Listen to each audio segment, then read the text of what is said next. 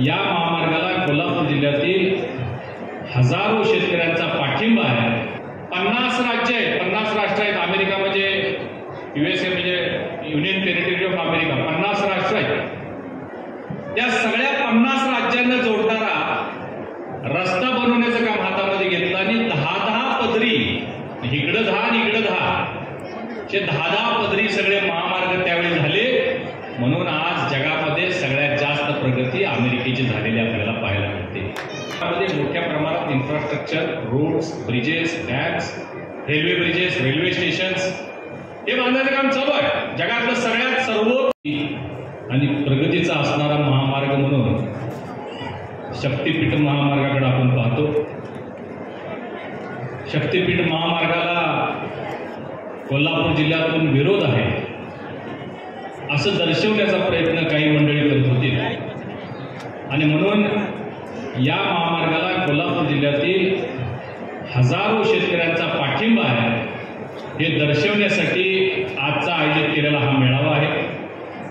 या मेळाव्यासाठी आपल्या सर्वांना उपस्थित मार्गदर्शन करण्यासाठी असणारे महाराष्ट्र राज्य नियोजन मंडळाचे अध्यक्ष आमचे तरुण सहकारी आमदार राजेश क्षीरसागर, ज्यांनी आत्ताच आपल्याला मार्गदर्शन केलं ते जत सांगलीचे तरुण तडफदार आमदार गोपीचंदजी पडळकर, या कृती समितीचे अध्यक्ष दौलतराव जाधव सर, माजी महापौर राजू शिंगाडे, शिवसेनेचे प्रमुख सुजित चव्हाण, शिवाजीराव जाधव, व्यासपीठावरील सर्व सन्माननीय ज्यांनी या चळवळीला सुरुवात केली त्या रुचिताताई बादल, सभागृहामध्ये उपस्थित असणारे सर्व शक्तीपीठ महामार्गाचे बाधित शेतकरी, पत्रकार, छायाचित्रकार बंधू, जगातील सगळ्यात प्रगत राष्ट्र कुठलं हे जर आपण बघायचं ठरलं तर ते अमेरिकेकडे आपण पाहतो। आता अमेरिका एवढा सगळ्यात पुढे कसा काय गेला? त्याला काय फार इतिहास नव्हता आपल्यासारखा। आपला तर रामायण महाभारतावरचा इतिहास असणारा आपला देश, 10,000 वर्षापूर्वीपासूनचा आपला इतिहास आहे। परंतु 61 साली अमेरिकेमध्ये जे युद्ध सुरू होतं ते युद्ध थांबलं, सुलह झाली आणि त्यावेळी 7 लाख सैन्य जे लढाई करत होतं ते अचानक थांबलं।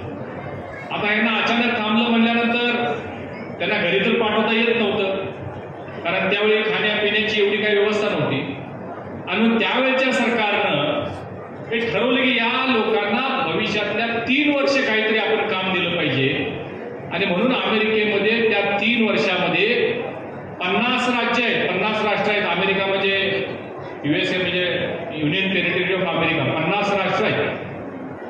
त्या सगळ्या 50 राज्यांना जोडणारा रस्ता बनवण्याचं काम हातामध्ये घेतलं आणि 10 पदरी, इकडं 10 आणि इकडं 10 पदरी सगळे महामार्ग त्यावेळी झाले।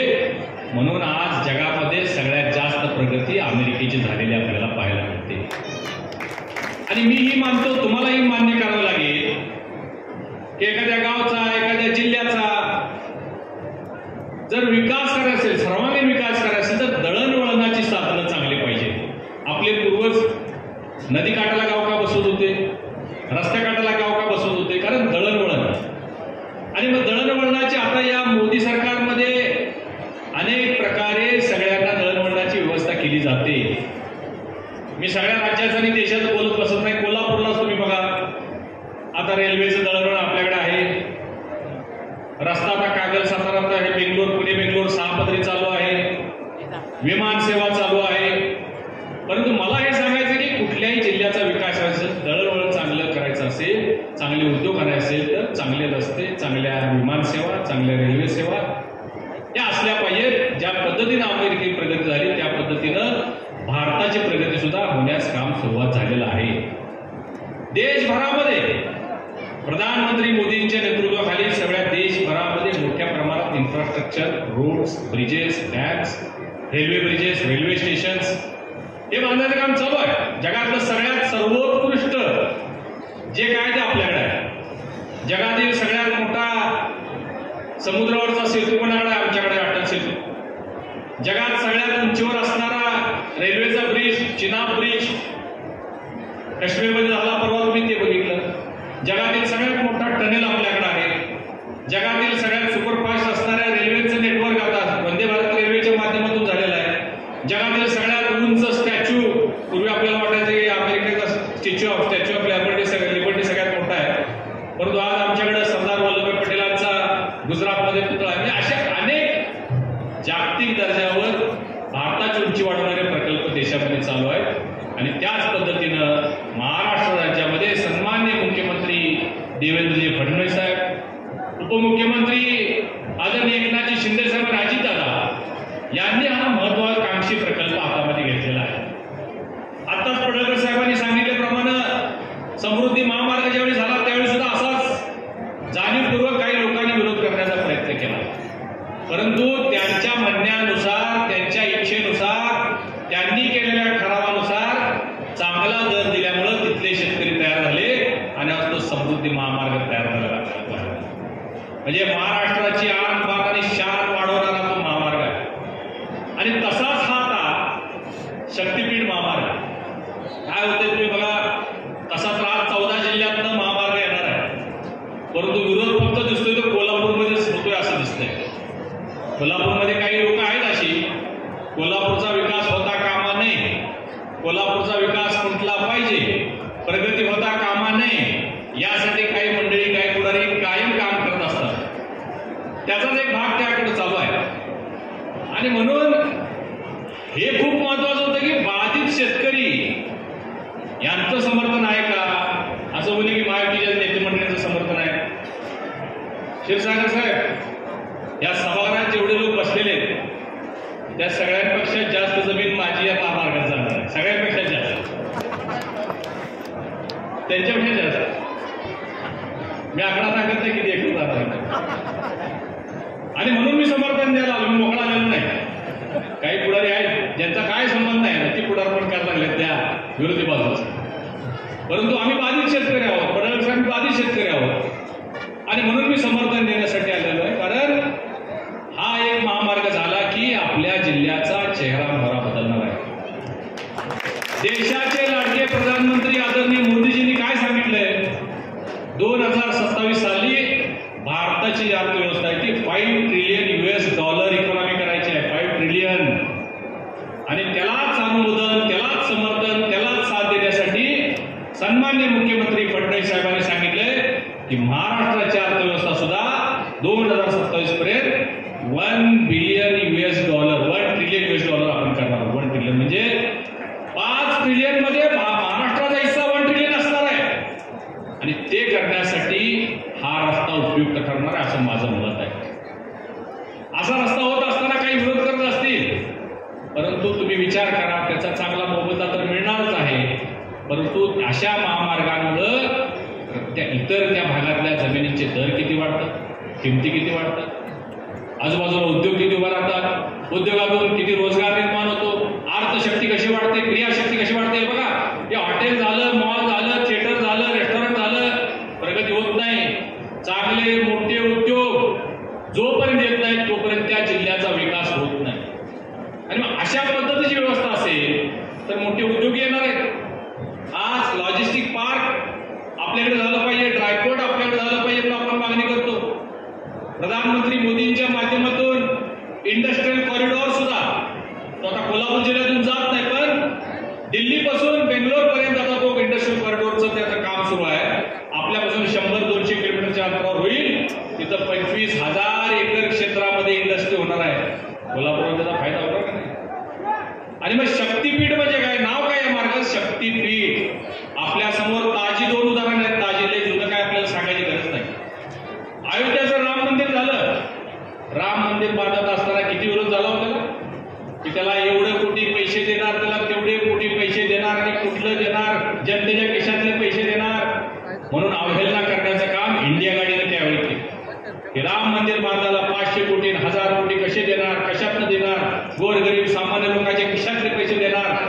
10,000 कोटी रुपये तिथं जमा झाले आणि ते राम मंदिर तयार झालं, पूर्ण झालं. शासनाचा पैसा खर्च करावा लागणार नाही. आणि आज आता ते गेल्या 22 जानेवारीला 1 वर्ष झालं. 1 वर्षामध्ये त्या अयोध्यामध्ये भाविकांची संख्या कोटीत आहे, कोटीत. जिथं 7-8 हॉटेल होते तिथं आता 700-800 हॉटेल व्हायला लागलेले, किती गाड्या लागत असतील, किती पेट्रोल पंप झाले असतील, किती रेस्टॉरंट झाले असतील, कशी अर्थव्यवस्था तिथली बघे. आणि नुसतं अयोध्या नाही, त्याच्या आसपास अयोध्येला गेलेला माणूस काय अयोध्येला दर्शन घेऊन परत येतो का? तो वाराणसीला जातो, तो हरिद्वारला जातो, सगळं ते सर्किट केलेलं आहे. दुसरं एक ताजं उदाहरण म्हणजे प्रयागराज येथे झालेला महाकुंभ मेळा. महाकुंभ मेळावा यशस्वी होऊ नये म्हणून देशात सोडा आंतरराष्ट्रीय पातळीवर सुद्धा खूप प्रयत्न झालेले आहेत. कुठं तिथं धोका निर्माण करता येतोय का, आणखीन काय करता येते, आणखीन काय करता येते का, फार प्रयत्न झाले, पण परमेश्वर आहे, काही झालं नाही. आणि ते किती यशस्वी झालं? उत्तर प्रदेश सरकारनं महाकुंभावर खर्च किती केला? 15,000 करोड रुपये. त्याच्यावेळेस सुद्धा सुरू झाली की 15,000 करोड वाय घातले, लोकांचे पाण्यात गेले, अमुक झालं, तमुक झालं, तमुक झालं. उत्पन्न किती झालं? 4.5 लाख करोड. 45 दिवसात. तुम्ही काल परवा ते योगींचं भाषण ऐकलं का? एक नावाड्या, एक नाव चालवणारा परिवार, त्यांनी 70 लाख रुपये बँकेचा आणि खाजगी कर्ज घेऊन 70 नावा तयार केल्या. 70 बोटी वल्लभाच्या, मोटरबोट नव्हे. 225 पोरं कामाला घेतली आणि 45 दिवसात त्यांनी 35 करोड रुपये कमवले. 35 करोड. किती हॉटेल झाले, किती गाड्या, किती रस्ते. एका चहावाल्याची स्टोरी, एका पोरग्याची मुलाखत घेतली. काय केलं होतं आपल्यासाहेब? खाली शिगडी, त्याच्यावर किटली अल्युमिनियमची, आणि ते चहा विकतोय पोरग. त्याने म्हणला रोज किती विकतो? रोज 10,000चा चहा विकतो म्हणला. अरे म्हणजे 10,000चा कसा विकतो तू? म्हणजे काय म्हणले, किटली आहे, 40 कप चहा बसतो, बारका कप कागदाला. रोज 1,000 लोकांना देतो म्हणजे माझ्या आजूबाजूला 22,000 लोक असतात. रोज 1,000 कप चहा देतो, 10 रुपये प्रमाण 10,000 झाले. मग तू कुणाला काय, कोण मालक कोण आहे? मालक तिकडे बसलाय म्हणला. मालकानं 500 पोरं लावले म्हणला, 500 किटल्या दिलेले. चहावाल्यानं 6 करोड रुपये कमवले. 6 करोड चहावाल्यानं. म्हणजे कसं चित्र बदलतं हे आपल्या समोर काय सक्सेस स्टोरीज आहे. आणि मग महालक्ष्मीचा उल्लेख आता पडळकर साहेबांनी केला की महालक्ष्मीमध्ये आज सुद्धा देशभरातले, जगभरातले लोक दर्शनासाठी येत आहेत. हैदराबादची फ्लाईट आपण साहेब सुरू केलेली, बेंगलोरची आम्हाला तिकीटच मिळत नाही, एवढे लोक येत आहेत. रस्त्याने येत आहेत, विमानाने येत आहेत, रेल्वेने येत आहेत. महालक्ष्मीची महिमा वाढत चाललेली आहे. आणि ज्यावेळी हा रस्ता होईल ते दुप्पट होईल, चौपट होईल. अर्थकारण बदलेल, जिल्ह्याचं अर्थकारण बदलेल, शेतकऱ्यांचं अर्थकारण बदलेल. सगळ्यात महत्वाचं काय तर शेतकरी समाधानी राहिला पाहिजे, शेतकऱ्याला चांगला मोबदला मिळाला पाहिजे. आज मला खूप आनंद होतोय की परवा मुख्यमंत्री मोदी कोल्हापूरमध्ये आला असताना रात्री 11 वाजता पडळकर साहेब आपण, जाधव साहेब आपण 100-200 शेतकरी घेऊन आले. 1 मिनिटामध्ये साहेबांनी सांगितलं महाराष्ट्रातला उच्चांकी दर या शक्तीपीठ महामार्गाच्या क्षेत्राकडे देणार. हीच तर आपली मागणी आहे. आपला ठराव काय? 6 ठराव तुम्ही वेगवेगळे केल्यात, पण सगळ्यात एक वाक्य नक्की आहे की आम्हाला सगळ्यात जास्त मोबदला मिळाला. तर ते मतितार्थ पूर्ण करण्याचं काम स्वतः मुख्यमंत्री महोदयांनी घोषित केलेलं असल्यामुळे आपल्याला कुठल्याही पद्धतीची चिंता करायची गरज नाही. जे उर्वरित शेतकरी आहेत त्यांना सुद्धा आपण भेटावं, त्यांना सुद्धा आपण सांगावं, चांगला मोबदला मिळणार. हा रस्ता होणारच आहे. अहो मी सोलापूरची माझी लय जमीन जायला लागलेली आहे. माझ्या कारखान्याला घासून तो रस्ता यायला लागलाय. खूप माझी जमीन त्यातनं चालली. पण तुम्हाला गंमत सांगतो, त्या आजूबाजूच्या 5-25 गावचे लोक, मी सोलापूरला गेलो की 5-25 गावचे लोक साहेब तर आमच्या रानात चालतोय का बघा, जरासं असं वळवा, जरा आता इथनं झालं थोडा इकडे घ्या म्हणजे आमच्या सगळ्यांचे. आता कसा घ्या बाबा, इकडे तिकडे ती काय दुरी आहे.